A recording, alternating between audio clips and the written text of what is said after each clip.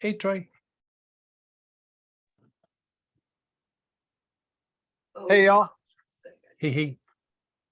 I have a pretty short and sweet question. I just have been having a lot of tightness in my hamstrings, Okay. and back of the leg. I've been taking a lot of marjoram pretty regularly for a while, but still having a lot of tightness back there. Kind of crampiness. I've almost gotten Charlie horses a couple times. Okay. And if I remember right, this is kind of like a thing that kind of comes and goes with you. Yeah, when I was younger, it would just only happen with like really high mileage running. And Right. nowadays, it seems to like sometimes even happen when I'm not even running very much. But it's been more common the last couple of years.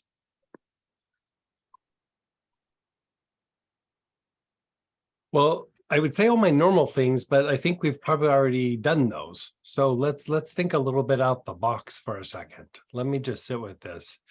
You're running. Are you cycling as well, or is it just running? I don't ride my bike that much anymore. Mostly running. Okay. My job, hanging art is fairly physical, Yeah. but not sure how much of that it is. And how do you feel your breath is? Like, do you feel your breath? You're taking nice long deep breaths. Do you feel No, your my breath? breath goes off pretty easily. Yeah.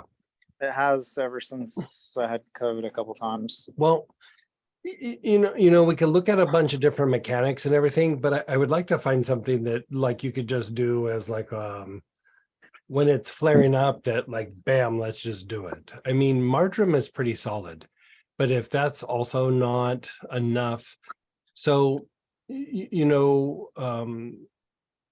this happens sometimes with endurance athletes. It happens, you could say like there's like fascial complications, how the body is wound up, that you do more running than cycling. Wouldn't put this at the top of that list. Usually it happens more with cyclists, tennis players, things like that. But did we ever try wood betony? It's an herb. I think I did take that. I went through a couple bottles. It's been some time. Did it help at all when you were doing it? I think so. I don't think I noticed A cramping massive or anything difference. during that time. Okay. So it did kind of alleviate some of the cramping. Um, That has the type of magnesium in it. yeah, it's got massive amounts of magnesium. Um, are you getting any sort of heart palpitations or anything like that? Not that I know of, no. Okay. And have you taken your blood pressure at all? I mean, I doubt that you have, but if you have, do you know where it's at? I have no idea. Okay. Not a problem. I don't think it's a big deal, but like sometimes the differentiation between the two numbers kind of can tell me something. Um, I can get it. I can test it next nah, time I'm don't at worry the about it. doctor. It's not that big of a deal. Yeah. Okay. Um,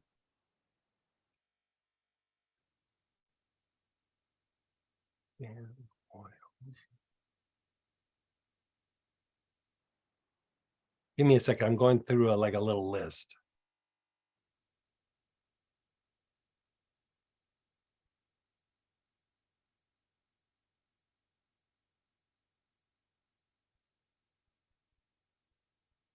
Okay.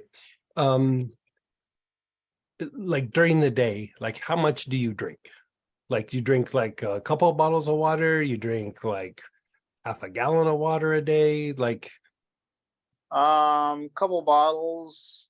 If I drink half a gallon, that's means I ran that day. okay. You think I may just be dehydrated? I don't know that it's about like increasing intake. I think you might have like there's not really a term for it in the Western like kind of approach to healing, but in the East it would be transmutation of water. And I think that there might be a little bit of like, even though you're getting water in, your body doesn't always utilize it. Like it just kind of passes through or it gets dumped into tissue. And given with all your athletics, it's probably just passing through. So do you happen to have a Shazandra?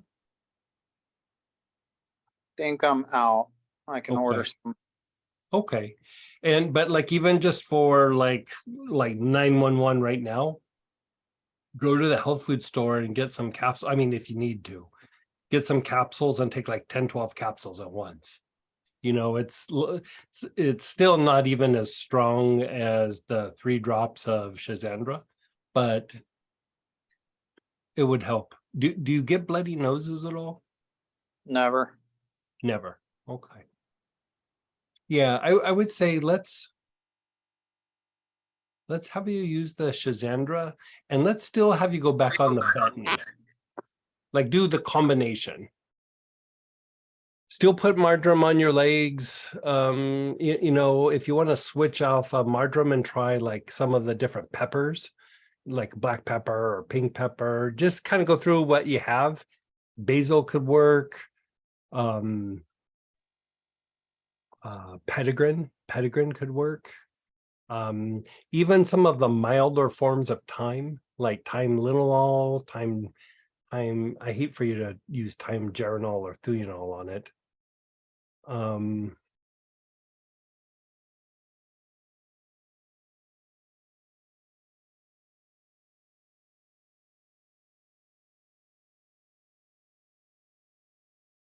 I would say even a little bit of wintergreen. Let's have you do wintergreen. You know, there's like different kinds of spasms. There's different kinds of tension, and you know, here we're talking about kind of acute kinds of like spasms and cramps and things, but you've also had them for a long period of time. And a lot of times when you look at like arthritic conditions, which I'm not saying this is what that is, but I'm just saying like when you look at arthritic conditions, things get tight over a period of time because the muscles are trying to protect the joint. So it's not just that you have a spasm, you have this kind of protective spasm that's like kind of more of a chronic long-term spasm. And I think let's try treating these like acute spasms that come up, but it's been going on for a while. You're running. Athletes can have these happen not because they're protecting the joint, but because of just repetition, you know, just the movement. And the wintergreen is very good for undoing really chronic spasms in an area, like a lot of like deep, long held cramps in an area. And I think maybe possibly what could be happening is you have like kind of a low grade cramp. You know, I don't know if I like the word cramp, but like, let's say just the muscles like really bound up. And instead of being open, you know, relaxing, closing, relaxing, you know, for exercise, you're just kind of almost in that closed spot all the time and you're not getting the full movement. I think that actually is probably what's happening there. So we'll do Shazandra at night, which helps the fascia and should help that, like 3 drops.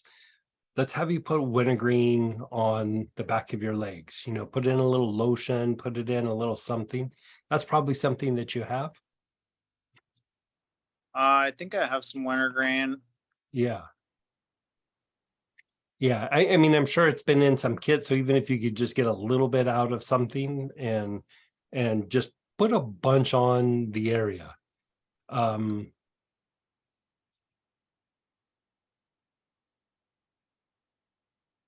Wood betony.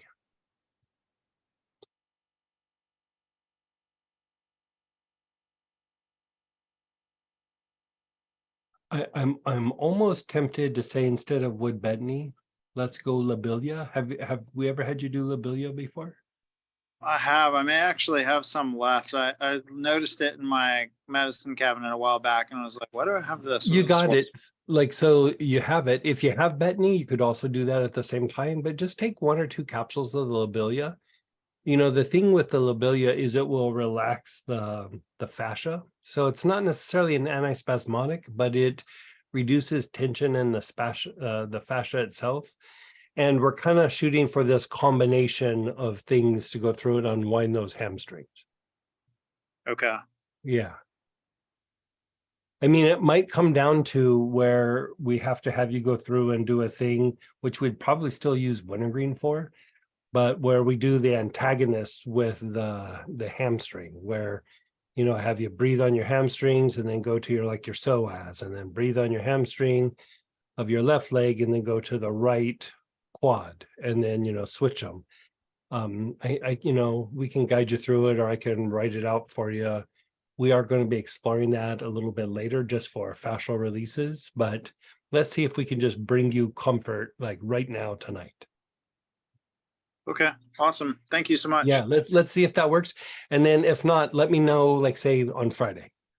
Okay, thank you so much. Perfect. And then go